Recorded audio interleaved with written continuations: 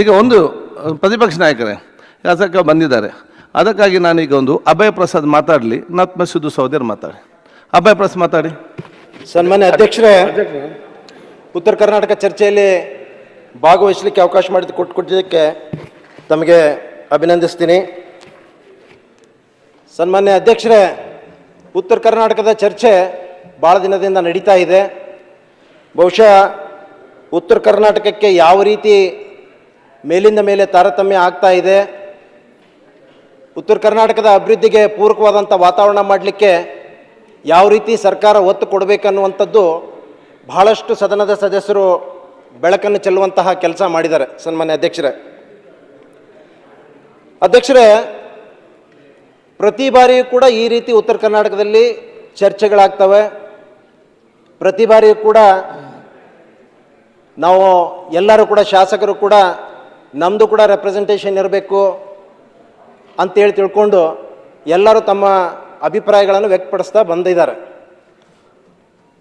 ಆದರೆ ಅನೇಕ ವಿಚಾರಗಳಲ್ಲಿ ಅಭಿಪ್ರಾಯಗಳು ಕೂಡ ವ್ಯಕ್ತ ಆಗ್ತಾ ಇದ್ದರೂ ಕೂಡ ಇವೆಲ್ಲ ಆದಮೇಲೆ ಸರ್ಕಾರ ಒಂದು ವರ್ಷದ ನಂತರ ಉತ್ತರ ಕರ್ನಾಟಕದ ಬಗ್ಗೆ ಏನೇನು ಚರ್ಚೆಗಳಾಯಿತು, ಉತ್ತರ ಕರ್ನಾಟಕದ ಅಭಿವೃದ್ಧಿಗೆ ಸರ್ಕಾರ ಯಾವ ರೀತಿ ಒತ್ತು ಕೊಡಬೇಕು ಅನ್ನುವಂಥ ಎಲ್ಲ ವಿಚಾರಗಳನ್ನು ಒಂದು ವರ್ಷದ ನಂತರ ಒಂದು ಡಿಬೇಟ್ ಆಗಿ ಯಾವ ರೀತಿ ಯಾವುದೇ ಸರ್ಕಾರ ಇರಲಿ ಯಾವ ರೀತಿ ನಾವು ಉತ್ತರ ಕರ್ನಾಟಕದ ಅಭಿವೃದ್ಧಿಗೆ ಒತ್ತನ್ನು ಕೊಟ್ಟಿದ್ದೀವಿ ಅನ್ನುವಂಥದ್ದೆಲ್ಲ ಕೂಡ ಚರ್ಚೆ ಆಗಬೇಕು.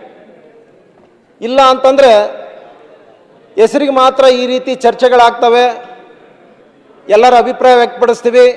ಬಹಳ ಜನರು ಕೂಡ ಹೇಳ್ತಾರೆ, ಇಲ್ಲೇ ಕೂತ್ಕೊಂಡೆಲ್ಲ ಸದಸ್ಯರು ಮಾತಾಡ್ತಾರೆ, ನಾವೆಲ್ಲ ಮಾತಾಡ್ತೀವಿ, ಆದರೆ ಯಾವುದೂ ಕೂಡ ಕಾರ್ಯರೂಪಕ್ಕೆ ಬರೋದಿಲ್ಲ ಅನ್ನುವಂತಹ ಅಭಿಪ್ರಾಯ ವ್ಯಕ್ತ ಆಗ್ತಾ ಇದೆ. ಸನ್ಮಾನ್ಯ ಅಧ್ಯಕ್ಷರೇ, ಉತ್ತರ ಕರ್ನಾಟಕ ಅನ್ನುವಂಥದ್ದು 13 ಜಿಲ್ಲೆಗಳಿಂದ ಒಳಗೂಡಿದೆ. ಇವತ್ತು ಬಹುಶಃ ಉತ್ತರ ಕರ್ನಾಟಕದ ಒಟ್ಟು ವಿಸ್ತೀರ್ಣ 88,361 ಚದುರ ಕಿಲೋಮೀಟರ್ ಇದೆ.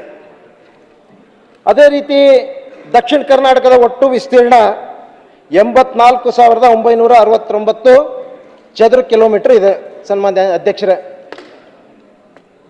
ಇವತ್ತು ನಾವು ಕರ್ನಾಟಕದ ರಾಜ್ಯದ ಒಂದು ಆಡಳಿತಾತ್ಮಕ ದೃಷ್ಟಿಯಿಂದ 4 ವಿಭಾಗಗಳಾಗಿ ನಾವು ವಿಂಗಡಣೆ ಮಾಡಿದ್ದೀವಿ. ಒಂದು ಬೆಳಗಾವಿ ವಿಭಾಗ, ಒಂದು ಕಲಬುರಗಿ ವಿಭಾಗ ಮತ್ತು ಮೈಸೂರು ಮತ್ತು ಬೆಂಗಳೂರು ವಿಭಾಗ. ಈಗಾಗಲೇ ಬೆಂಗಳೂರು ಮೈಸೂರು ವಿಭಾಗ ಬಹಳ ವೇಗವಾಗಿ ಅಭಿವೃದ್ಧಿ ಹೊಂದ್ತಾ ಇದೆ. ಅದಕ್ಕೆ ಕಾರಣ ಕೂಡ BR ಪಾಟೀಲರು ಕೂಡ ಕೆಲವು ಪ್ರಸ್ತಾಪ ಮಾಡ್ತಾ ಇದ್ರು. ಆ ಭಾಗದ ರಾಜ ಮಹಾರಾಜರ ಕೊಡುಗೆ ಯಾವ ರೀತಿ ಇತ್ತು, ಮತ್ತು ಅದೇ ರೀತಿಯಾಗಿ ಇದು ರಾಜಧಾನಿ ಆಗಿರೋದ್ರಿಂದ ಬಹುಶಃ ಆ ಭಾಗದಲ್ಲಿ ಹೆಚ್ಚು ಅಭಿವೃದ್ಧಿ ಬೆಳವಣಿಗೆ ಆಗಲಿಕ್ಕೆ ಸಾಧ್ಯ ಆಯಿತು ಅನ್ನುವಂಥದ್ದು. ಸನ್ಮಾನ್ಯ ಅಧ್ಯಕ್ಷರೇ, ಅದೇ ರೀತಿಯಾಗಿ ಕಲಬುರಗಿ ಅನ್ನುವಂಥದ್ದು ಭಾಳ ಹಿಂದುಳಿದಂಥ ಪ್ರದೇಶ. ಬಹುಶಃ ಕಲಬುರಗಿ ಸನ್ಮಾನ್ಯ BR ಪಾಟೀಲ್ ಹೇಳಿದಂಗೆ ಖರ್ಗೆಜಿಯವರ ಒಂದು ಆಶೀರ್ವಾದದಿಂದ, ಅವರ ಒಂದು ದೂರದೃಷ್ಟಿಯಿಂದ ಏನು 371J ಒಂದು ಸ್ಪೆಷಲ್ ಸ್ಟೇಟಸ್ ಕೊಡೋದ್ರಿಂದ ಬಹುಶಃ ಸ್ವಲ್ಪ ಮಟ್ಟಿಗೆ ಅಲ್ಲಿ ಹೆಚ್ಚಿನ ಒಂದು ಅನುದಾನದ ಮೂಲಕ ಅಲ್ಲಿ ಒಂದು ಬೆಳವಣಿಗೆ ಆಗಲಿಕ್ಕೂ ಕೂಡ ಕಾರಣ ಆಗಿದೆ ಅಂತ ಹೇಳ್ಬೋದು. ಆದರೆ ಬೆಳಗಾವಿ ವಿಭಾಗ ಯಾವ ಮಟ್ಟಕ್ಕೆ ಬೆಳವಣಿಗೆ ಆಗಬೇಕಾಗಿತ್ತು, ಯಾವ ವೇಗದಲ್ಲಿ ಅದು ಅಭಿವೃದ್ಧಿ ಆಗಬೇಕಾಗಿತ್ತು, ಅದು ಎಲ್ಲೋ ಒಂದು ಕಡೆ ಕಾಣ್ತಾ ಇಲ್ಲ. ಅದಕ್ಕೆಲ್ಲ ಕೂಡ ಕೆಲವರು ಅಭಿಪ್ರಾಯ ಕೂಡ ವ್ಯಕ್ತಪಡಿಸಿದ್ದಾರೆ. ಅದು ನಮ್ಮ ರಾಜಧಾನಿಯಿಂದ ಭಾಳ ದೂರ ಇರೋದರಿಂದ ಬಹುಶಃ ನಮಗೆ ಸಚಿವಾಲಯಕ್ಕೆ ನಮ್ಮ ಇರುವಂಥ ಅಂತರ, ಅವ್ರು ಹೇಳಿದ್ದೆ ವಾಸ್ತವಾಂಶ. ನಾವೊಂದು ಸರಿ ಬೆಂಗಳೂರಿಗೆ ಹೋದ್ವಿ ಅಂತಂದರೆ, ಒಂದು ಪ್ರಪೋಸಲ್ ಮೂವ್ ಮಾಡಿದ್ವಿ ಅಂತಂದರೆ, ಮತ್ತು 1 ತಿಂಗಳಾದ ಮೇಲೆ ಪ್ರಪೋಸಲ್ ನೋಡಕ್ಕೆ ಹೋಗಿರ್ತೀವಿ, ಅದು ಅಲ್ಲೇ ಬಿದ್ದಿರ್ತೈತಿ. ಅವ ಮತ್ತೆ ಚಾ ಕುಡಿಯೋಕೆ ಹೋಗಿರ್ತಾನೆ, 4-5 ಸರಿ ಅಡ್ಡಾಡಿ ಇಲ್ಲ ಯಾವ್ದಾರು ಲೀವ್ ಹೋಗಿರ್ತಾನೆ, ಅದು ಅಲ್ಲೇ ಬಿದ್ದಿರ್ತೈತಿ, ಯಾವುದೂ ಮೋನೇ ಆಗೋದಿಲ್ಲ. ಇದು ಕೂಡ ಒಂದು ರೀತಿಯಲ್ಲಿ ತೊಂದರೆ ಆಗುವಂಥದ್ದು, ನಾವ್ಯಾರೂ ಕೂಡ ಅಲ್ಲಗಳೆಯಂಗಿಲ್ಲ. ಸನ್ಮಾನ್ಯ ಅಧ್ಯಕ್ಷರೇ, ಅದೇ ರೀತಿಯಾಗಿ ನಮ್ಮ ಬೆಳಗಾವಿ ಭಾಗದ ಹುಬ್ಬಳ್ಳಿ ಧಾರವಾಡನ್ನೇ ನಾನು ತೆಗೆದುಕೊಳ್ತೀನಿ. ಹುಬ್ಬಳ್ಳಿ ಧಾರವಾಡ ಅಂತಂದ್ರೆ ಬೆಂಗಳೂರು ಬಿಟ್ಟರೆ 2ನೇ ನಗರ ಅತಿ ದೊಡ್ಡ ನಗರ ಅಂತೆಲ್ಲನೂ ಕೂಡ ನಾವು ಮಾತಾಡ್ತೀವಿ. ಆದ್ರೆ ವಾಸ್ತವಾಂಶ ನಾವು ಅಲ್ಲಿ ನೋಡಿದಾಗ ಏನಪ್ಪ ಬೇರೆ ಬೇರೆ ಜಿಲ್ಲೆಗಳು ಎಷ್ಟು ವೇಗವಾಗಿ ಬದಲಾವಣೆಗಳಾಗ್ತಾ ಇದೆ, ಅಭಿವೃದ್ಧಿ ಆಗ್ತಾ ಇದೆ. ಹುಬ್ಳಿ ಧಾರವಾಡ ಇನ್ನೂ ಕೂಡ ಸರಿಯಾದಂಥ ಒಂದು ಕಂಪ್ಲೀಟ್ ರಿಂಗ್ ರೋಡ್ ಇಲ್ಲ, ಸರಿಯಾದಂಥ ಒಂದು ಫ್ಲೈಓವರ್ ಇಲ್ಲ, ಸರಿಯಾದಂಥ ಒಂದು 24x7 ವಾಟರ್ ಇಲ್ಲ. ಯಾವುದೇ ಒಂದು ಹಾರ್ಟ್ ಅಟ್ಯಾಕು ಯಾವುದೋ ಒಂದು ಹೆಲ್ತ್ ಇಶ್ಯೂಸ್ ಬಂತಂದ್ರೆ ನಾವು ಬೆಂಗಳೂರಿಗೆ ಹೋದ್ರೆ ಉಳಿತಾನೆ, ಇಲ್ಲಾಂದ್ರೆ ಉಳಿಯೋ ಇಲ್ಲ ಅನ್ನುವಂಥ ಒಂದು ಮನಸ್ಥಿತಿಯಲ್ಲಿ ನಾವಿದ್ದೀವಿ. ಇವತ್ತೆಲ್ಲ ಕನೆಕ್ಟಿವಿಟಿ, ರೋಡ್ ಕನೆಕ್ಟಿವಿಟಿ ಇದೆ, ಟ್ರೈನ್ ಕನೆಕ್ಟಿವಿಟಿ ಇದೆ, ಏರ್ ಕನೆಕ್ಟಿವಿಟಿ ಇದೆ. ಎಲ್ಲ ಕನೆಕ್ಟಿವಿಟಿ ಇದ್ರೂ ಕೂಡ ಇಂಡಸ್ಟ್ರಿ ಯಾವ ಮಟ್ಟಕ್ಕೆ ಬೆಳಿಬೇಕಾಗಿತ್ತು ಆ ಇಂಡಸ್ಟ್ರಿ ಬೆಳವಣಿಗೆ ಕೂಡ ನಾವು ಕಾಣ್ತಾ ಇಲ್ಲ. ಇವತ್ತು ನಾವು ಹುಬ್ಳಿ ಧಾರವಾಡ ಅಂದ ತಕ್ಷಣ ಎಜುಕೇಷನ್ ಹಬ್ ಅಂತೇಳಿ, ವಿದ್ಯಾಕಾಶಿ ಅಂತ ಹೇಳ್ತೀವಿ. ಬಹುಶಃ ಹಾಸ್ಟೆಲ್ಲೇ ಸಿಗೋದಿಲ್ಲ ಅಲ್ಲಿ. ಇಡೀ 7-8 ಜಿಲ್ಲಾದವರು ಎಲ್ಲರೂ ಹಾಸ್ಟೆಲಲ್ಲೇ ಬೇಕಂತಾರ. ಇಷ್ಟೆಲ್ಲ ಇದ್ರೂ ಕೂಡ ಅಲ್ಲಿ ಪರಿಸ್ಥಿತಿ ನಾವು ನೋಡಿದಾಗ ಒಂಥರ ಎಜುಕೇಷನ್ ಅನ್ನೋದು ಕಮರ್ಷಿಯಲ್ ಆಗಿದೆ. ಬಹಳಷ್ಟು ಒಳ್ಳೆ ಒಳ್ಳೆ ಇನ್ಸ್ಟಿಟ್ಯೂಟ್ ಬರ್ತಾ ಇದೆ, ಆದರೆ ಬಡ ಮಕ್ಕಳಿಗೆ ಓದುವಂತಹ ವಾತಾವರಣ ಇಲ್ಲ. ಬಹಳ ವಿಚಿತ್ರ ಅಂದರೆ ಸನ್ಮಾನ್ಯ ಅಧ್ಯಕ್ಷರೇ, ಒಂದೇ ಒಂದು ಇಂಜಿನಿಯರಿಂಗ್ ಕಾಲೇಜ್ ಇಲ್ಲ ಅಲ್ಲಿ, ಗೌರ್ಮೆಂಟ್ ಇಂಜಿನಿಯರಿಂಗ್ ಕಾಲೇಜ್ ಇಲ್ಲ. ಇದಕ್ಕೆಲ್ಲೋ ಒಂದು ಕಡೆ ಅನ್ನಿಸ್ತದೆ, ಏನಪ್ಪ ಈ ಪ್ರೈವೇಟ್ ಇನ್ಸ್ಟಿಟ್ಯೂಟ್ದ ಲಾಬಿ ಇಷ್ಟು ಸ್ಟ್ರಾಂಗ್ ಆಗಿದೆಯೇನು? ಎಲ್ಲಿ ಕೂಡ ಒಂದು ಇಂಜಿನಿಯರಿಂಗ್ ಕಾಲೇಜ್ ಇಲ್ಲ ಅನ್ನುವಂಥದ್ದು. ನಂದು 10 ವರ್ಷ ಆಯಿತು ಶಾಸಕನಾಗಿದೆ, 11ನೇ ವರ್ಷ. ನನ್ನ ಕ್ಷೇತ್ರಕ್ಕೆ ಒಂದೇ ಒಂದು PU ಕಾಲೇಜ್ ತರಕ್ಕಾಗಿಲ್ಲ, ಒಂದೇ ಒಂದು ಡಿಗ್ರಿ ಕಾಲೇಜ್ ತರಲಿಕ್ಕಾಗಿಲ್ಲ. ಸುಮಾರು ಒಮ್ಮೆ 3000 ಸ್ಕೂಲ್ಗಳು ಮುಚ್ತಾ ಇದ್ದಾವೆ, ಸರ್ಕಾರಿ ಶಾಲೆಗಳನ್ನು ಮುಚ್ತಾ ಇದ್ದೀವಿ. ಅದಕ್ಕೆ ಸರಿಯಾದಂಥ ಇನ್ಫ್ರಾಸ್ಟ್ರಕ್ಚರ್ ಕೊಡ್ತಾ ಇಲ್ಲ. ಬಹುಶಃ ಇದು ಮುಂದಿನ ದಿನದಲ್ಲಿ ಎಲ್ಲೋ ಶ್ರೀಮಂತರ ಸ್ವತ್ತಿಗೆ ಅವ್ರಿಗೆ ಮಾತ್ರ ಅಧಿಕಾರ ಶಿಕ್ಷಣ ಪಡೆಯುವಂಥ ವ್ಯವಸ್ಥೆ ನಿರ್ಮಾಣ ಆಗ್ತಾ ಇದೆ ಅನ್ನುವಂಥದ್ದು ಎಲ್ಲೋ ಒಂದು ಕಡೆ ಭಯ ಕೂಡ ಕಾಡ್ತಾ ಇದೆ. ಜನರು ನೀವು ಹೇಳಿದಂಗ, BR ಪಾಟೀಲ್ ಸಾಹೇಬ್ರು ನೀವು ಹೇಳಿದಂಗ, ಎಲ್ಲೋ ಒಂದು ಕಡೆ ರಾಜಕೀಯ ಒಂದು ಇಚ್ಛಾಶಕ್ತಿನೂ ಕೂಡ ಕಡಿಮೆ ಇದೆ ಅನ್ನುವಂಥ ನಮಗೂ ಕೂಡ ಭಾಳ ಜನ ಹೇಳ್ತಾರೆ. ನೀವು ಆ ಭಾಗದಲ್ಲಿ ಒಂದು ರಾಜಕೀಯ ಇಚ್ಛಾಶಕ್ತಿ ಇಲ್ಲ, ದೂರದೃಷ್ಟಿ ಇಲ್ಲ. ನೀನು ಈಗ 10 ವರ್ಷ 3 ಬಾರಿ ನಿನ್ಗೆ ಆರಿಸಿದ್ದೀವಿ, ನಮ್ಮ ಭಾಗವನ್ನು ಯಾವ ರೀತಿ ಅಭಿವೃದ್ಧಿ ಮಾಡ್ತಿ, ಯಾವ ರೀತಿ ಎಜುಕೇಷನ್ ಆಯಿತು, ಅಲ್ಲಿ ಹೆಲ್ತ್ ಆಯಿತು, ಒಂದು ಇಂಡಸ್ಟ್ರಿ ತರುವಂಥದ್ದು ಕೆಲಸ ಆಗ್ತಾ ಇಲ್ಲ. ಇವೆಲ್ಲ ಕೂಡ ಕ್ವಶನ್ ಮಾರ್ಕ್ ಆಗಿದೆ ಸನ್ಮಾನ್ಯ ಅಧ್ಯಕ್ಷರೇ. ಅದಕ್ಕೆ ನಾವು ಇವತ್ತು ಬರೇ ಹಿಂದುಳಿದಿದೆ ಅನ್ನುವಂಥದ್ದು ಮಾತ್ರ ಚರ್ಚೆಗಳಾಗ್ತಾವ, ಅದು ಔಟ್ಪುಟ್ ಏನು ಬರ್ತಾ ಇಲ್ಲ, ರಿಸಲ್ಟ್ ಬರ್ತಾ ಇಲ್ಲ. ಅದಕ್ಕಿದು ಸರ್ಕಾರ ಗಂಭೀರವಾಗಿ ಪರಿಗಣಿಸಬೇಕು.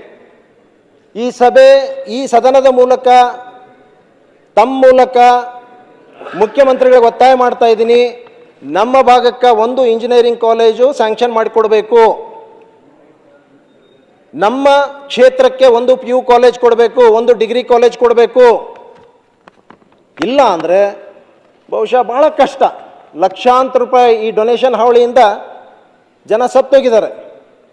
ಇವತ್ತು KLE ಇನ್ಸ್ಟಿಟ್ಯೂಟ್, BV ಕಾಲೇಜ್ ಅಂತ ಇಂಜಿನಿಯರಿಂಗ್ ಕಾಲೇಜ್ ಏನಿತ್ತು, ಅದು ಪ್ರೈವೇಟ್ ಯೂನಿವರ್ಸಿಟಿ ಆಗಿದೆ ಸನ್ಮಾನ್ಯ ಅಧ್ಯಕ್ಷರೇ. ಆ ಪ್ರೈವೇಟ್ ಯೂನಿವರ್ಸಿಟಿ ಆಗಿರೋದ್ರಿಂದ ಇವತ್ತಲ್ಲಿ ಅಲ್ಲೇನು ಬೋಧಕೇತರ ಒಂದು ಶಿಕ್ಷಕರ ಏನಿದ್ರು ಕೆಲವು ಜನ ಈ ಅನುದಾನದ ಮೇಲೆ ಅಲ್ಲೇನು ಕೆಲಸ ಮಾಡ್ತಾ ಇದ್ರು, ಇವತ್ತು 7-8 ತಿಂಗಳಿಂದ ಅವ್ರಿಗೆ ಸ್ಯಾಲ್ರಿ ಇಲ್ಲ. ಅವರ ಒಂದು ಪರಿಸ್ಥಿತಿ ಏನನ್ನೋದು ಅರ್ಥ ಮಾಡೋಕ್ಕಾಗೋದಿಲ್ಲ. ಆ ರೀತಿ ಒಂದು ಪರಿಸ್ಥಿತಿ ಆಗಿದೆ ಅವರು. ನಮ್ದೇನಪ್ಪ ಮುಂದಿನ ದಿನ ಅನ್ನುವಂಥದ್ದು ಅವರು ವಿಚಾರ ಮಾಡಬೇಕಾಗಿದೆ. ಇವತ್ತು ಸುಮಾರಲ್ಲಿ 240 ಗೌರ್ಮೆಂಟ್ ಸೀಟ್ ಸಿಗುವಂಥದ್ದಿತ್ತು. ಇವತ್ತು ಆ 240 ಗೌರ್ಮೆಂಟ್ ಸೀಟ್ ಕೂಡ ಇವತ್ತು ಸಿಗ್ತಾ ಇಲ್ಲ. ಸರ್ಕಾರದ ಅನುದಾನ ನಿಂತೋಗಿದೆ. ಇವತ್ತು ಅದಕ್ಕೆ ನೀವೊಂದು ಇಂಜಿನಿಯರಿಂಗ್ ಕಾಲೇಜ್ ತರ್ರಿ, ಅವ್ರನ್ನೇ ಅಪಾಯಿಂಟ್ ಮಾಡೋಣ. ಏನು 240 ಅಲ್ಲ, ಸಾವಿರಾರು ಸೀಟ್ ಕೊಡುವಂಥ ಕೆಲಸ ಮಾಡೋಣ. ಬಡ ಮಕ್ಕಳಿಗೂ ಕೂಡ ಸಿಗಬೇಕಾಗಿದೆ ಶಿಕ್ಷಣ ಕಾಶಿ ಅಂತೆಲ್ಲ ಮಾತಾಡ್ತೀವಿ ಬಾಯಲ್ಲಿ, ಆದರೆ ಶಿಕ್ಷಣ ಸಿಗ್ತಾ ಇಲ್ಲ. ಬರೀ ಕಮರ್ಷಿಯಲ್ ಆಗಿದೆ. ಎಲ್ಲೋ ಒಂದು ಕಡೆ ಯಾವುದೋ ಒಂದು ಒತ್ತಡಗಳಿಗೆ ಇದು ಬರ್ತಾ ಇಲ್ಲ ಏನಪ್ಪ ಅನ್ನುವಂಥದ್ದು ಅನುಮಾನ ಕೂಡ ಮೂಡ್ತಾ ಇದೆ.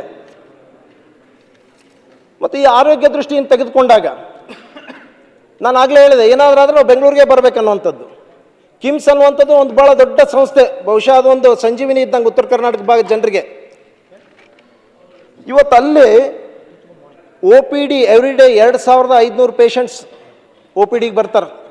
2500, ಸುಮಾರು 400 ಡೆಲಿವರೀಸ್ ಆಗ್ತಾವೆ. ಆದರೂ ಕೂಡ ಅಲ್ಲಿ ಸರಿಯಾದಂಥ ವ್ಯವಸ್ಥೆ ಸಿಗ್ತಾ ಇಲ್ಲ. ಏನಾದರೂ ಹೇಳಿದ್ರೆ ಅನುದಾನದ ಕೊರತೆ ಇದೆ ಅಂತೇಳಿ ಸನ್ಮಾನ್ಯ ಅಧ್ಯಕ್ಷರು ಹೇಳ್ತಾರೆ. ಅಲ್ಲಿ ನಾನು ಇಷ್ಟೇ ಕೇಳ್ಕೊಳ್ಳೋದು, ನೀವು ಬೆಂಗಳೂರು ಮೆಡಿಕಲ್ ಕಾಲೇಜಿಗೆ 74 ಕೋಟಿ ಕೊಡ್ತೀರಿ, ಮತ್ತು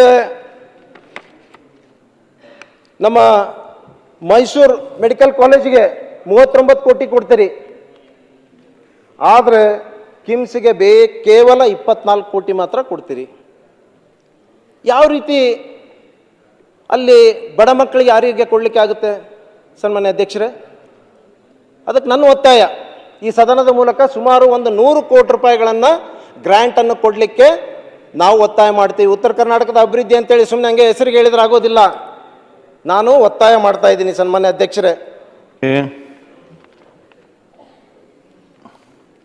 ಆಮೇಲೆ ಯಾವುದು ನೀರಿನ ಒಂದು ಪರಿಸ್ಥಿತಿ, ಇನ್ನೂ ಒಂದು 5-6 ತಿಂಗಳ ಹೋದರೆ ಸರಿಯಾದಂಥ ಮಳೆ ಆಗಲಿಲ್ಲ ಅಂದ್ರೆ ಹಾಹಾಕಾರ ಆಗ್ತದೆ. ಕಳಸಾ ಬಂಡೂರಿ ಹೋರಾಟ 1976ರಿಂದ ಕಳಸಾ ಬಂಡೂರಿ ಹೋರಾಟ ನಡೀತಾನೆ ಇದೆ. ಪರ ವಿರೋಧ ನಾವು ಮಾಡಿದ್ವಿ, ನೀವು ಮಾಡಿದ್ವಿ. ಸರಿ, ಅವ್ರು ನೀವು ಹೇಳಿದಂಗೆ ನಮ್ಮ ಕಡೆ ಎಲ್ಲೋ ಒಂದು ಒಗ್ಗಟ್ಟಿನ ಕೊರತೆ ಇದೆ. ಪಕ್ಷಾತೀತವಾಗಿ ನಾವೆಲ್ಲರೂ ಕೂಡ ಉತ್ತರ ಕರ್ನಾಟಕ ವಿಚಾರ ಬಂದಾಗ ಒಗ್ಗಟ್ಟಾಗಿ ಧ್ವನಿ ಎತ್ತಂತ ಕೆಲಸ ಮಾಡಬೇಕು. ಬಹುಶಃ ನಮ್ಮ ಧ್ವನಿಯಲ್ಲಿ ಬೆಂಗಳೂರಿಗೆ ಮುಟ್ತಾ ಇಲ್ಲ ಅಂತ ಅನಿಸ್ತದೆ. ನಮ್ಮಲ್ಲಿ ಆ ಒಂದು ನಾಯಕತ್ವ ಎಲ್ಲೋ ಕಾಣ್ತಾ ಇಲ್ಲ ಅನ್ನುವಂಥದ್ದು ಕಾಣ್ತಾ ಇದೆ. ಬಹುಶಃ ಬೇರೆ ಬೇರೆ ಭಾಗದಾಗೆಲ್ಲ ಮುಖ್ಯಮಂತ್ರಿಗಳಿಗೆ ತಾವು ವ್ಯಕ್ತಪಡಿಸಿದಂಗೆ ಬೇರೆ ಬೇರೆ ಆದಾಗ ಬಹಳ ವೇಗವಾಗಿ ಅಭಿವೃದ್ಧಿ ಆಗಿದೆ. ನಮ್ಮ ಭಾಗದಾಗ ಯಾವುದೂ ಕೂಡ ಆ ಮಟ್ಟದಲ್ಲಿ ಅಭಿವೃದ್ಧಿ ಆಗಿಲ್ಲ ಅನ್ನುವಂಥದ್ದು. ಬಹುಶಃ DM ವರ್ಕೇರಿ ಅವರು ಏನು 1976 ಪ್ರಸ್ತಾಪ ಮಾಡಿದ್ರು, ಇಲ್ಲಿವರೆಗೆ ಅದೇ ಹೋರಾಟ ಆಗಿದೆ.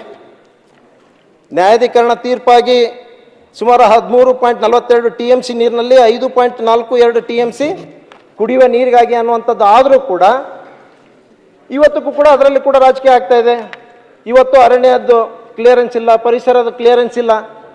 ಈ ರೀತಿ ಆದರೆ ಬರೇ ನಮ್ಮ ಹೋರಾಟದಲ್ಲೇ ನಮ್ಮ ಜೀವನ ಕಳೀತದೆ, ಆದರೆ ನಮ್ಮ ಅಭಿವೃದ್ಧಿ ಆಗೋದಿಲ್ಲ ಅನ್ನುವಂಥದ್ದು ಕೂಡ ನಾನು ಹೇಳಲಿಕ್ಕೆ ಬಯಸ್ತೀನಿ ಸನ್ಮಾನ್ಯ ಅಧ್ಯಕ್ಷರೇ. ಸರಿ, ಅದೇ ರೀತಿ ಇನ್ನೊಂದು 5 ನಿಮಿಷ ಮುಗಿದೋಯ್ತು, 20 minutes ಆಯಿತು. ಅದರಲ್ಲೇ ಅದೇ ರೀತಿಯಾಗಿ ವಾಯುವ್ಯ ಸಾರಿಗೆಗೂ ಕೂಡ ವಿಶೇಷ ಅನುದಾನ ಕೊಡುವಂಥದ್ದಾಗಬೇಕು. ಮೋಟರ್ ವಾಹನ ತೆರಿಗೆ ವಿನಾಯಿತಿ ಕೊಡಬೇಕು ಈಶಾನ್ಯ ಭಾಗಕ್ಕೂ ಹಾಗೂ ವಾಯು ಭಾಗಕ್ಕೂ. ಇಲ್ಲ ಅಂದರೆ ಅಲ್ಲಿ ಪ್ರತಿ ಬಾರಿ ಕೂಡ ಸ್ಯಾಲ್ರಿ ಇಲ್ಲ ಅನ್ನೋಂಥ ಹೋರಾಟ ಕೂಡ ನಡೀತಾ ಇರ್ತದೆ ಸನ್ಮಾನ್ಯ ಅಧ್ಯಕ್ಷರೇ. ಮತ್ತೀಗ ಬಹಳ ವಿಶೇಷ ಅಂತಂದರೆ ನಮ್ಮ ಭಾಗದವರೇ ನಮ್ಮ ಟೂರಿಸಂ ಆ ಮಂತ್ರಿಗಳೇನಾಗಿದ್ದಾರೆ ಅವರು ಕೂಡ ಒಂದು ವಿಶೇಷ ಈಗ ನಮಗಿದೆ, ಅವ್ರಿಗೆ ಬಹಳ ದೊಡ್ಡ ಅನುಭವ ಇದೆ, ದೂರದೃಷ್ಟಿ ಇದೆ. ಖಂಡಿತವಾಗಿ ಒಂದು ರೆವಿನ್ಯೂ ಜನರೇಟ್ ಮಾಡಲಿಕ್ಕೆ ಕೂಡ ಟೂರಿಸಂ ಹಬ್ ಮಾಡಿ ಅಲ್ಲಿ ಹೆಚ್ಚು ಒತ್ತನ್ನು ಕೊಡುವಂಥ ಕೆಲಸ ಕೂಡ ತಾವು ಮಾಡಬೇಕು ಅನ್ನುವಂಥದ್ದು ಕೂಡ ನಾನು ಹೇಳಲಿಕ್ಕೆ ಬಯಸ್ತೀನಿ. ಆಮೇಲೆ ಈ ಹುಬ್ಳಿ ಧಾರವಾಡ ಮಹಾನಗರ ಪಾಲಿಕೆ ಕೂಡ ಸಪ್ರೇಟ್ ಆಗಬೇಕನ್ನುವಂಥದ್ದು ಪ್ರಸ್ತಾಪ ಕೂಡ ಅರವಿಂದ್ ಬೆಲ್ಲದವರು ಕೂಡ ಪ್ರಸ್ತಾಪ ಮಾಡಿದರು. ಇದು ಬಹುಶಃ 3 ವರ್ಷಗಳಿಂದ ಹೋರಾಟ ನಡೀತಾ ಇದೆ. ಹಿಂದೆ ಅದೊಂದು ಹೋರಾಟ ಸಮಿತಿನೇ ಇದೆ, ಅವರು ಹೋರಾಟನ ಮಾಡ್ತಾ ಇದ್ದಾರೆ. ಆದರೆ ಕಳೆದ ಒಂದು 2-3 ತಿಂಗಳ ಹಿಂದೆನೇ ನಾವೆಲ್ಲ ಕೂತ್ಕೊಂಡು ಇಡೀ ರಾಜ್ಯದಲ್ಲಿ 2 ಸಿಟಿಗಳು ಸೇರಿರುವಂಥ ಮಹಾನಗರ ಪಾಲಿಕೆ ಇದು ಒಂದೇ. ಇವತ್ತು ಎಲ್ಲ ನಾರ್ಮ್ಸ್ಗೆ ಫಿಟ್ ಆಗುವಂಥ ಇವತ್ತು 2 ಮಹಾನಗರ ಪಾಲಿಕೆ ಮಾಡ್ಬೋದು ಅನ್ನುವಂಥ ನಿರ್ಧಾರ ಇದ್ದಾಗ ಯಾಕೆ ಮಾಡಬಾರ್ದು ಅನ್ನುವಂಥದ್ದು ಕೂಡ ನಾವು ಚರ್ಚೆ, ಸಾಧಕ ಬಾಧಕಗಳೆಲ್ಲ ಕೂಡ ಚರ್ಚೆ ಆಗಿದೆ. ಈಗಾಗಲೇ ಇದು 2-3 ತಿಂಗಳಿಂದ ಈ ಚರ್ಚೆ ಆಗ್ತಾ ಇದೆ, ಮಾಡಿದ್ದೀವಿ. ಇನ್ನೊಂದು ಸ್ವಲ್ಪ ಅದ್ರ ಬಗ್ಗೆ ಚರ್ಚೆ ಮಾಡಿಕೊಂಡು ಖಂಡಿತವಾಗಿ ಅದು ಫೈನಲೈಸ್ ಮಾಡುವಂಥ ಕೆಲಸ ಕೂಡ ನಮ್ಮ ಸರ್ಕಾರ ಮಾಡ್ತದೆ ಅನ್ನುವಂಥದ್ದು ಕೂಡ ಇದೆ. ಅದರಿಂದ ಸ್ವಲ್ಪ ಬೇರೆ ಬೇರೆ ರೀತಿಯ ಅನುದಾನ ಕೂಡ ಹೆಚ್ಚು ಪಡೀಲಿಕ್ಕೆ ಸಾಧ್ಯ ಆಗ್ತದೆ. ಸನ್ಮಾನ್ಯ ಅಧ್ಯಕ್ಷರೇ, ಇವತ್ತು ಸ್ಮಾರ್ಟ್ ಸಿಟಿ ಬಂದಾಗ ಎಲ್ಲರೂ ಬಹಳ ಜನ ತಿಳ್ಕೊಂಡ್ಬಿಟ್ಟಿದ್ರು, ಹುಬ್ಬಳ್ಳಿ ಧಾರವಾಡ ಅನ್ನೋಂಥದ್ದು, ಮಂಗಳೂರು ಅನ್ನೋಂಥದ್ದು ಎಲ್ಲ ಕೂಡ ಒಂದು ಸಿಂಗಾಪುರ್ ಆಗ್ತದೆ ಅಂತೇಳಿ. ಅದರಲ್ಲಿ ಏನು ಭಾಳ ಈಗ 500 ಕೋಟಿ ಯಾವಾಗ ಕೂಡ ಸ್ಟೇಟ್ ಗೌರ್ಮೆಂಟಿಂದ ಬಂದೇ ಬರ್ತಿತ್ತು ವರ್ಷ. ಅದೇ ರೀತಿ 5 ವರ್ಷದಲ್ಲಿ ಆಯಿತು, ಅದೇ ರೀತಿಯಾಗಿ ವರ್ಷಕ್ಕೆ 100, ಅದೇ ರೀತಿ 500 ಕೋಟಿ ಸೆಂಟ್ರಲ್ಲಿಂದ. ಇದರಿಂದ ಬಹಳ ದೊಡ್ಡ ಬದಲಾವಣೆ ಕೂಡ ಆಗಲಿಕ್ಕೆ ಆಗಿಲ್ಲ ನಮ್ಮ ಭಾಗದಲ್ಲೆಲ್ಲ. ಇದು ಸ್ಮಾರ್ಟ್ ಸಿಟಿ ಇದೆ ಅಲ್ರಿ, ಯಾರಿಗಾದ್ರೂ ನಾವು ಅನುದಾನ ಕೇಳಕ್ಕೆ ಹೋದ್ರೆ ಸ್ಮಾರ್ಟ್ ಸಿಟಿ ಇದೆ ಅಲ್ರಿ ನಿಮ್ಮಲ್ಲಿ ಅಂತ ಹೇಳ್ತಾರೆ. ಇವತ್ತು ಅಂತಹ ಬದಲಾವಣೆ ನಾವು ಯಾವುದು ಕೂಡ ಕಾಣಲಿಕ್ಕೆ ಸಾಧ್ಯ ಆಗಿಲ್ಲ. ಸನ್ಮಾನ್ಯ ಅಧ್ಯಕ್ಷರೇ, ಇವತ್ತು ನನ್ನ ಒಂದು ವಿಶ್ವವಿದ್ಯಾಲಯಗಳ ಬಗ್ಗೆ ಕೂಡ ಚರ್ಚೆ ಆಗ್ತಾ ಇದೆ. ಆಯ್ತು, ಇನ್ನೊಂದು 5 ನಿಮಿಷದಲ್ಲಿ ಮುಗಿಸಿಲ್ಲ, 5 ನಿಮಿಷ. ಅಭಯ್ ಪ್ರಸಾದ್, ಈ ಕರ್ನಾಟಕ ಯೂನಿವರ್ಸಿಟಿ ಅನ್ನುವಂಥದ್ದು ಬಹಳ ಹಳೆ, ಇಡೀ ರಾಜ್ಯದಲ್ಲಿ 2ನೇ ಬಹಳ ಹಳೆಯದಾದಂಥ ಯೂನಿವರ್ಸಿಟಿ. ಬಹಳ ಅಲ್ಲಿ ಡಿಗ್ರಿ ಆಗಿದೆ ಅಂತಂದ್ರೆ ಅದಕ್ಕೊಂದು ವಿಶೇಷವಾದಂಥ ಒಂದು ಮಾನ್ಯತೆ ಸಿಗ್ತಾ ಇತ್ತು. ಆದ್ರೆ ಇವತ್ತೆಲ್ಲ ಯೂನಿವರ್ಸಿಟಿಗಳು ಒಡೆದು ಅಲ್ಲಿದ್ದಂಥ ರೆವಿನ್ಯೂ ಇಲ್ಲ, ಯೂನಿವರ್ಸಿಟಿಗಳೇ ಎಲ್ಲ ದಿವಾಳಿ ಆಗಿದೆ. ಅದರಲ್ಲಿ ಮತ್ತೆ ಬಹಳ ದೊಡ್ಡದಾಗಿ ಇವತ್ತು ಮತ್ತೆ 8 ಯೂನಿವರ್ಸಿಟಿ ಮಾಡಿದ್ರಿ. ಇದ್ದಂಥ ಯೂನಿವರ್ಸಿಟಿಗಳಿಗೆ ಅದಕ್ಕೆ ಒಂದು ಶಕ್ತಿ ಕೊಡುವಂಥ ಕೆಲಸ ಬಿಟ್ಟು 8 ಯೂನಿವರ್ಸಿಟಿಗಳನ್ನು ಮಾಡಿ ಇವತ್ತಲ್ಲಿ ಯಾವ ಪರಿಸ್ಥಿತಿ ಇದೆ ನೋಡಿ ಸನ್ಮಾನ್ಯ ಅಧ್ಯಕ್ಷರೇ. ಅಲ್ಲಿ ಟೋಟಲ್ ಎಕ್ಸ್ಪೆಂಡಿಚರ್ 105 crores. ಆದರೆ ಅಲ್ಲಿ ಇಂಟರ್ನಲ್ ನಿಮ್ಮ ರಿಸೋರ್ಸ್ಲಿಂದ ಮಾಡ್ಕೊಳ್ತೀರಂತೀರಿ. ಇಂಟರ್ನಲ್ ರಿಸೋರ್ಸಸ್ ಇರೋದು ಬರೀ 70 ಕೋಟಿ, ಅಲ್ಲಿ ಡೆಫಿಸಿಟ್ ಆಗ್ತಾ ಇರೋದು 30 ಕೋಟಿ. ಸರ್ಕಾರದಿಂದ ಬರುವಂಥ ಅನುದಾನ ಎಲ್ಲ ಕಡಿತಾ ಆಗಿದೆ. ಆಮೇಲೆ ನಮ್ಮ ಡಿಸ್ಟೆನ್ಸ್ ಎಜುಕೇಷನ್ಲಿಂದ ಕೂಡ ಸುಮಾರು ಒಂದು 15-20 ಕೋಟಿ ಬರ್ತಾ ಇತ್ತು, ಅದು ಕೂಡ ಇವತ್ತು ಕಡಿತಾ ಆಗಿದೆ. ಸೆಂಟ್ರಲ್ ಗೌರ್ಮೆಂಟಿಂದ ಬರುವಂಥ ಯೋಜನೆಗಳೆಲ್ಲ ಕೂಡ ಇವತ್ತು ಬಂದಾಗಿದೆ, ಅದು ಕೂಡ ಬಂದಾಗಿದೆ. ಇವತ್ತು ಈ ರೀತಿ ಇವತ್ತು ಟೆಕ್ನಿಕಲ್ ಏನು ಕಾಲೇಜ್ಗಳಿದ್ದು ಅವೆಲ್ಲ ಕೂಡ ಸಪ್ರೇಟ್ ಯೂನಿವರ್ಸಿಟಿ ಆಗಿರೋದ್ರಿಂದ ಇವತ್ತು ಆ ಅನುದಾನ ಕೂಡ ಕಡಿತಾ ಆಗಿದೆ. ಯಾವ ರೀತಿ ಯೂನಿವರ್ಸಿಟಿಗಳು ನಡಿಬೇಕು? ಬಹಳ ಗಂಭೀರವಾದಂಥ ಪರಿಸ್ಥಿತಿ ಎದುರಿಸ್ತಾ ಇದ್ದೇವೆ ಸನ್ಮಾನ್ಯ ಅಧ್ಯಕ್ಷರೇ. ಅದಕ್ಕೆ ನಾನಿಷ್ಟೇ ಕೇಳ್ಕೊಳ್ಳೋದು ಸನ್ಮಾನ್ಯ ಅಧ್ಯಕ್ಷರೇ. ಓಕೆ, ಆಯ್ತಾಯ್ತು, ಒಂದು ನಿಮಿಷ. ಇವತ್ತು ಸನ್ಮಾನ್ಯ ಸಿದ್ದರಾಮಯ್ಯ ಸಾಹೇಬರು ಕೂಡ ಅವ್ರು ಯಾವತ್ತು ಹೇಳ್ತಿರ್ತಾರೆ, ನಾವು ಸರ್ಕಾರ ಇವತ್ತು ಜನರ ಬಳಿಗೆ ಹೋಗ್ಬೇಕು ಅನ್ನುವಂಥದ್ದು. ಅಧಿಕಾರ ಅನ್ನುವಂಥದ್ದು ಸೆಂಟ್ರಲೈಸ್ ಆಗಬಾರ್ದು, ಡಿಸೆಂಟ್ರಲೈಸ್ ಆಗಬೇಕು. ಆ ನಿಟ್ಟಿನಲ್ಲಿ ಇವತ್ತು ನಾನು ಇವತ್ತು ಸುವರ್ಣಸೌಧ ಅನ್ನುವಂಥದ್ದು ನಮ್ಮ ಸೆಷನ್ ಮುಗಿದ ಮೇಲೆ ಇಲ್ಲಿ ಯಾರು ಕೇಳೋರು ಇರಂಗಿಲ್ಲ, ಯಾವುದು ಮೇಂಟೆನೆನ್ಸ್ ಇರಂಗಿಲ್ಲ, ಕೋಟ್ಯಾಂತರ ರೂಪಾಯಿಗಳು ಖರ್ಚಾಗ್ತದ. ಒಂದೊಂದು ಸೆಷನ್ ಮಾಡ್ಬೇಕಂದ್ರೆ 100 ಕೋಟಿ ರೂಪಾಯಿ ನಾವು ವ್ಯಯ ಮಾಡಿ ಇಲ್ಲಿ ಬರ್ತೀವಿ. ಅದಾದಮೇಲೆ ಸಂಪೂರ್ಣವಾಗಿ ಹಾಳು ಬಿದ್ದ ಕೊಂಪೆ ಆಗ್ತದೆ. ಅದಕ್ಕೆ ಇವತ್ತು ಇದ್ರ ಬಗ್ಗೆ ನಾವು ಇಲ್ಲಿ ಏನಾದರೂ ಅವ್ರು ಹೇಳ್ದಂಗೆ ಕೆಲವು ಸಚಿವಾಲಯಗಳು ಕೆಲವು ಇಲ್ಲಿ ಡೈವರ್ಟ್ ಆಗಬೇಕು. ಅದಕ್ಕೆ ಎಲ್ಲವೂ ಅಲ್ಲ, ಕೆಲವು. ಈಗ ಉತ್ತರ ಕರ್ನಾಟಕದ ಪ್ರಮುಖವಾದಂಥ ಬೆಳೆ ಕಬ್ಬು, ಬಹಳ ಪ್ರಮುಖವಾದಂಥ ಕಬ್ಬು. ಇವತ್ತು ಕಬ್ಬಿನ ಆಯುಕ್ತರ ಒಂದು ದಾಖಲೆಗಳ ಪ್ರಕಾರ ಕರ್ನಾಟಕದಲ್ಲಿ 71 ಸಕ್ಕರೆ ಕಾರ್ಖಾನೆಗಳಿವೆ. ಆ 71 ಸಕ್ಕರೆ ಕಾರ್ಖಾನೆಯಲ್ಲಿ 57 ಕಾರ್ಖಾನೆಗಳು ಉತ್ತರ ಕರ್ನಾಟಕದಲ್ಲಿವೆ ಸನ್ಮಾನ್ಯ ಅಧ್ಯಕ್ಷರೇ. ಅಂದ್ರೆ 80% ಉತ್ತರ ಕರ್ನಾಟಕದಲ್ಲಿದೆ. ಮತ್ತೆ ಯಾಕೆ ಈ ಸಕ್ಕರೆ ಕಾರ್ಖಾನೆ, ಅದು ಕೂಡ ವಿಶೇಷವಾಗಿ ಬೆಳಗಾವಿಯಲ್ಲಿ 35% ಸಕ್ಕರೆ ಕಾರ್ಖಾನೆಗಳಿದೆ ಅದನ್ನ ಕಂಪೇರ್ ಮಾಡಿದಾಗ. ಇಷ್ಟೆಲ್ಲ ಇದ್ದಾಗ ಈ ಉತ್ತರ ಕರ್ನಾಟಕದ ಇದು ಕಬ್ಬು ಬೆಳೆಗಾರರ ಸಮಗ್ರ ಅಭಿವೃದ್ಧಿಗೆ ನಾವೇನಾದರೂ ಒಂದು ಒಳ್ಳೆ ಕೆಲಸ ಆಗ್ಬೇಕಂದ್ರೆ ಈ ಸಕ್ಕರೆ ಸಚಿವಾಲಯ ಈ ಒಂದು ಸುವರ್ಣಸೌಧಕ್ಕೆ ಸ್ಥಳಾಂತರ ಮಾಡುವಂತಹ ಕೆಲಸ ಆಗಬೇಕು ಅನ್ನುವಂಥ ಬೇಡಿಕೆಯನ್ನು ಕೂಡ ನಾನು ಇಡ್ತೀನಿ. ಓಕೆ, ಅದೇ ರೀತಿಯಾಗಿ ಅಭಯ್ ಪ್ರಸಾದ್ ನೋಡಿ, ಆಮೇಲೆ ಅವಕಾಶ ಕೊಡಬೇಕು, ವಿಶಾಲ ಹೃದಯ ಮತ್ತು ವಿಶಾಲ ಮನಸ್ಸು ಬೇಕು. ಆಮೇಲೆ ಇನ್ನೊಂದು ನಿಮಗೆ ಬೇರೆಯವ್ರು ಕೂಡ ಮಾತಾಡಿದ ಆಲೋಚನೆ ಮಾಡಬೇಕು. ಆಯ್ತು. ಆಮೇಲೆ ಈ ಸಹಕಾರಿ ಸಚಿವಾಲಯ ಅದನ್ನು ಕೂಡ ನಾನು ಪ್ರಸ್ತಾಪ ಮಾಡ್ತೀನಿ. 1905ರಲ್ಲಿ ದೇಶದಲ್ಲಿ ಪ್ರಥಮವಾಗಿ ಪ್ರಾರಂಭ ಆದಂಥದ್ದು ಗದಗ ಜಿಲ್ಲೆಯ ಕಣಗಿನಾಳ್ ಗ್ರಾಮದಲ್ಲಿ ಸಿದ್ದನಗೌಡ ಪಾಟೀಲ್ ನೇತೃತ್ವದಲ್ಲಿ ಪ್ರಾರಂಭ ಆಗಿತ್ತು. 12 ಸದಸ್ಯರಿಂದ ಪ್ರಾರಂಭ ಆಗಿದ್ದು. ಇವತ್ತು ನಾನು ಅದಕ್ಕೆ ಏನು ಹೇಳಲಿಕ್ಕೆ ಬಯಸ್ತೀನಿ ಅಂತಂದ್ರೆ, ಇಲ್ಲಿ ಕರ್ನಾಟಕ ಸಹಕಾರ ಸಂಘಗಳ ರಿಜಿಸ್ಟರ್ ಪ್ರಕಾರ ಕರ್ನಾಟಕದಲ್ಲಿ 6040 ಪ್ರಾಥಮಿಕ ಕೃಷಿ ಸಂಘಗಳಿವೆ. ವಿವಿಧ ವಲಯದಲ್ಲಿ ಸುಮಾರು 45,926 ಸಹಕಾರ ಸಂಘಗಳಿವೆ. ಉತ್ತರ ಕರ್ನಾಟಕದಲ್ಲಿ 22,749 ಸಹಕಾರ ಸಂಘಗಳು. ದಕ್ಷಿಣ ಕರ್ನಾಟಕದಲ್ಲಿ 21,625. ಇದರ ಅರ್ಥ 50% ಈ ಉತ್ತರ ಕರ್ನಾಟಕದಲ್ಲಿ ಬರ್ತದೆ. ಆಯ್ತು, ಅದಕ್ಕೆ ಏನಾಗ್ಬೇಕು ಈ ಈಗ? ಸಚಿವಾಲಯನು ಕೂಡ ಇಲ್ಲಿ ನೀವು ಸ್ಥಳಾಂತರ ಮಾಡಬೇಕು. ಅದೇ ರೀತಿ ಮಾಹಿತಿ ತಂತ್ರಜ್ಞಾನ IT-BT ಕೂಡ, ಓಕೆ ಇಲ್ಲಿ ಕೂಡ ಒಂದು IT ಸೆಂಟರ್ ಇದೆ ಹುಬ್ಬಳ್ಳಿಯಲ್ಲಿ. Okay bye. ಇವತ್ತು ಇಲ್ಲಿ ಕೂಡ ಅದರ ಒಂದು ಪಾರ್ಟ್ ಇಲ್ಲಿ ನಮ್ಮ ಭಾಗಕ್ಕೆ ಕೊಟ್ರೆ ನಮ್ಮೆಲ್ಲ ಗ್ರಾಜುಯೇಟ್ಸ್ ಆದವರೆಲ್ಲ ಇಂಜಿನಿಯರ್ಸ್ ಎಲ್ಲ ಕೆಲಸಕ್ಕಾಗಿ ಬೆಂಗಳೂರಿಗೆ ಓಡ್ತಾರೆ. ಓಕೆ ಇವತ್ತು ಇಲ್ಲಿ ಕೂಡ ಬೆಳವಣಿಗೆ ಆಗ್ಬೇಕಂದ್ರೆ ಸುಮ್ಮನೆ ನಾವು ಬಾಯಿ ಮಾತಲ್ಲಿ ಉತ್ತರ ಕರ್ನಾಟಕದ ಅಭಿವೃದ್ಧಿ ಆಗ್ಬೇಕು, ಉತ್ತರ ಕರ್ನಾಟಕದ ಅಭಿವೃದ್ಧಿ ಆಗ್ಬೇಕಂತಂದ್ರೆ ಆಗೋದಿಲ್ಲ. ಅದಕ್ಕೆ ಪೂರಕವಾದಂತ ವಾತಾವರಣ ಮಾಡುವಂತ ಪ್ರಯತ್ನ ಯಾವಾಗ ಸರ್ಕಾರ ಮಾಡ್ತದೋ ಅವಾಗ ಮಾತ್ರ ಉತ್ತರ ಕರ್ನಾಟಕದ ಸಮಗ್ರ ಅಭಿವೃದ್ಧಿ ಆಗ್ಲಿಕ್ಕೆ ಸಾಧ್ಯ ಆಗ್ತದೆ ಅನ್ನುವಂಥದ್ದು ಕೂಡ ನಾನು ಈ ಸಂದರ್ಭದಲ್ಲಿ ಪ್ರಸ್ತಾಪ ಮಾಡಿ ನನಗೆ ಮಾತಾಡ್ಲಿಕ್ಕೆ ಅವಕಾಶ ಮಾಡಿಕೊಟ್ಟ ತಮಗೆ ಮತ್ತೊಮ್ಮೆ ಅಭಿನಂದನೆ ಸಲ್ಲಿಸಿ ನನ್ನ ಮಾತಿಗೆ ವಿರಾಮ ಕೊಡ್ತೀನಿ. ಇಲ್ಲಿ ಅಬ್ಬಾಯಿ, ಒಂದು ಪ್ರಕಟಣೆ. ವಿಧಾನ ಪರಿಷತ್ತಿನ ಮಾನ್ಯ ಸಭಾಪತಿಯವರಿಂದ ಬಂದಿರುವ ಸಂದೇಶದಲ್ಲಿ ಕರ್ನಾಟಕ ವಿಧಾನ ಪರಿಷತ್ತಿನ ಕಾರ್ಯವಿಧಾನ ಹಾಗೂ ನಡವಳಿಕೆ ನಿಯಮ 118 ಮೇರೆಗೆ